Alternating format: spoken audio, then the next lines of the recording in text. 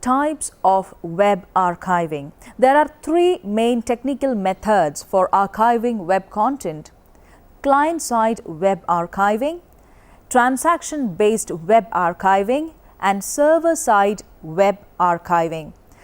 First, client-side web archiving. This is the most popular method employed because of its relative simplicity and its scalability. This method allows the archiving of any site that is freely available on the open web, making it attractive to heritage institutions with an interest in preserving websites owned and managed by other organizations or individuals.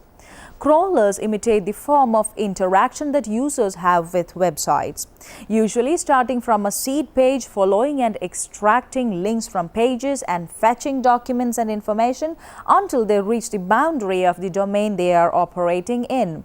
Typically, such crawlers can capture a wide variety of web material, not only documents of text pages, but audio files, images and video and data files. The success of capture very much depends on how accessible the material is to the crawler. Streamed media files and content hidden behind forms or pick lists are usually not easily gathered.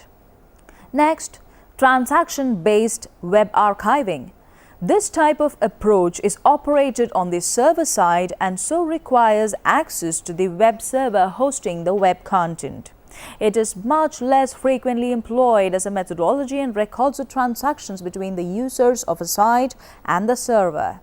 Interestingly, in this approach, content that is never viewed will never be archived. The main constraint is the need for access to the server, which will require agreement and collaboration with the server's owner. The primary advantage here is that it is possible to record exactly what was seen and when, so this approach is particularly attractive as a method for internal corporate and institutional archiving, where legal accountability or compliance is important.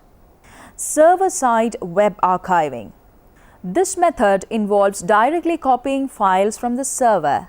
As with the previous method, this can only be employed with the consent and collaboration of the server owner. The main challenge with this approach is to make the copied content usable as a navigable archived website.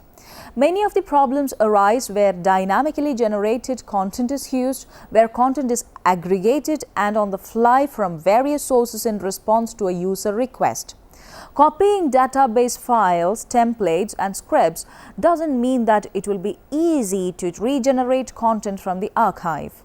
What is required is to run the same environment with the same parameters in the archive, which can be challenging. The main benefits of this approach rest with the possibility of being able to archive parts of sites which are inaccessible to client-side crawlers.